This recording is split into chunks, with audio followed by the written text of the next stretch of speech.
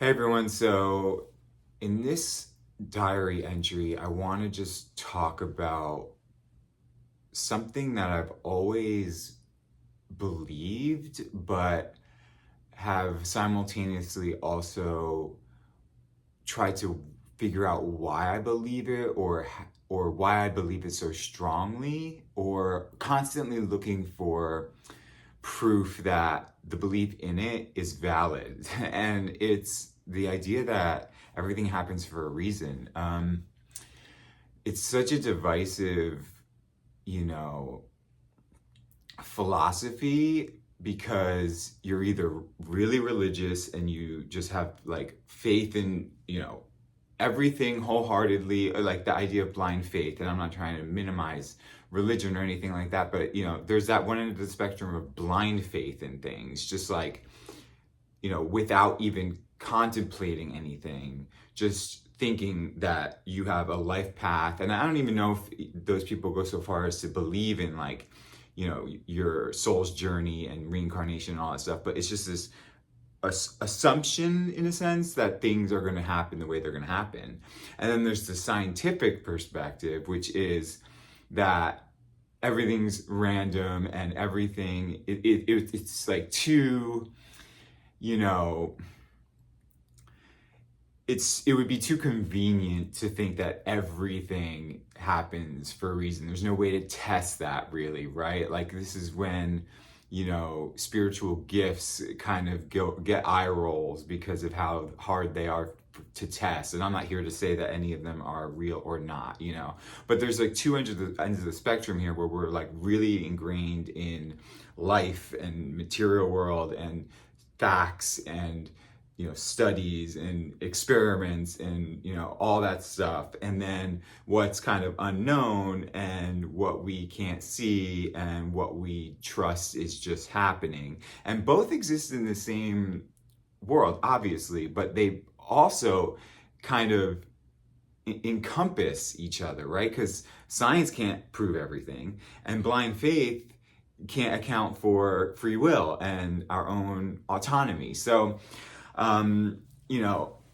I've always believed that somewhere in the middle, right? I've always believed that things happen for a reason, but I also believe that there are, you know, molecular structures and universal principles that guide whatever reality we're living in. So this isn't really about what I believe, it's more about the idea that I'm always trying to kind of prove to myself that believing everything happens for a reason is true. And the ironic part is, even if it's, I'm going to pull from Alanis here, I don't even know if this is ironic, but the odd part is that I'm constantly shown that it's true. Now, a lot of that's in retrospect, so I think my constant need for validation comes from seeking the answer before it happens to get ahead of it, which is almost impossible in a lot of ways, because if everyone was able to do that flawlessly, we wouldn't learn. And I've made videos about that before. You know, it's odd to kind of start to look at the things that don't go well as also happening for a reason. That's, I think, where the greatest proof for me has come from. My ability to see those things in retrospect, that those things also have panned out to be best for me, even when I didn't think they were, right, in the past stuff, but also to start believing it for the future stuff, even when I can't see what that positive outcome is going to be, right? So that's basically looking at every challenge that's to come and saying, that's meant for me.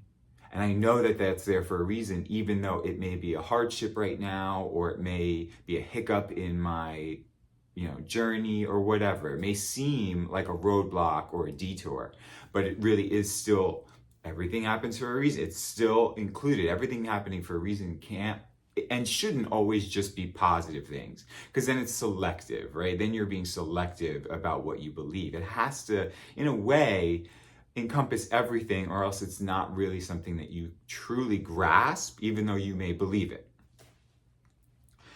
I'm kind of hesitant to talk about this, but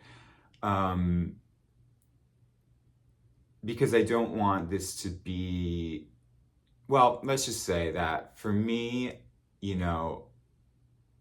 interpersonal connections and relationships, romantic relationships, things that go beyond just platonic friendships, have really, been a lesson for me, and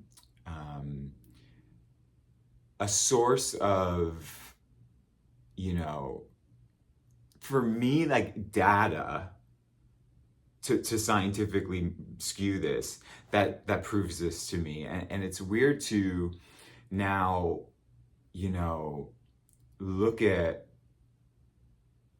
those relationships that, all of my relationships that, obviously I'm single now, so they didn't go well, but to see why they were there, what they taught me, what they showed me, and to kind of be grateful for them in that way.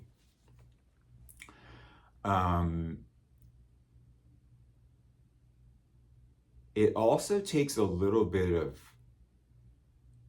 strength of self to, especially if there's something that still is close to your heart. And yes, I am speaking specifically. I'm going to try not to be specific because I don't want that to be, I don't want the details to get overrun in this video. But if something is still specifically in your heart, like there are relationships that you've been through that you've gotten over and you're past them and you moved on and you can see them, and hopefully you see why they were there for you, because they all were meant for you. Sometimes we hold grudges, but those are things that we've kind of still put in the past, and we either hold on to it or we don't.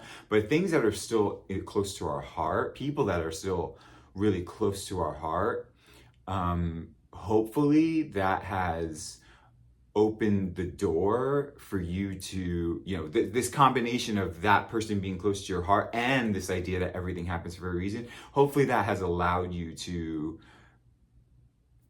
hopefully glimpse, at the very least, what unconditional love is all about. It's not just about relationship stuff. I'm not trying to say that. Unconditional love is, or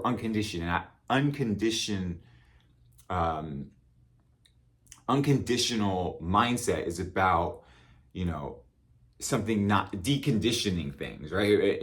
Again, going scientific, is to take conditions out of why you would enjoy, why you can find enjoyment, why you can find happiness, right? You're taking that out of it and owning that. But unconditional love is very much tied to people as well. And that's, understanding that not every situation is going to present what you want from it, in the time you want from it, in the way you want it to be. And if you still have a place in your heart that is open to those feelings for that person, come what may, or however it may look or be, that's one of the best ways for your soul and the human connection inside you to really understand that things happen for a reason, because it's taking out the reason. Wait, so I'm actually just coming to this right now.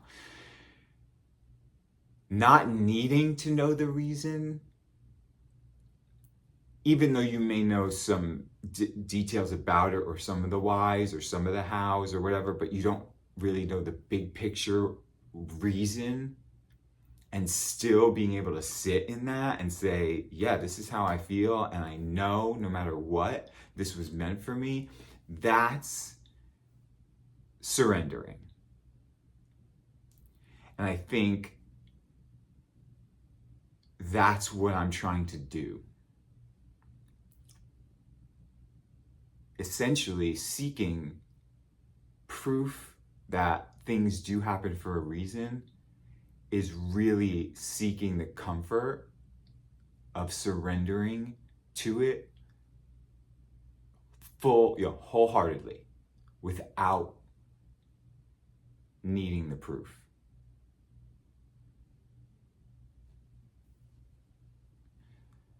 I think, though, I'll say at the end here, because I did start with this idea of blind faith, is that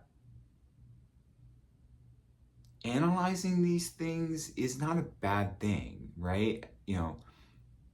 Trying to understand it doesn't mean that you find the hard solution, I should say, but you come to a place where you can really embody what faith is. You can kind of take the blind out of it and still have faith. And that's not a religious faith. That's just faith in your path, faith in your journey. Everything happens for a reason.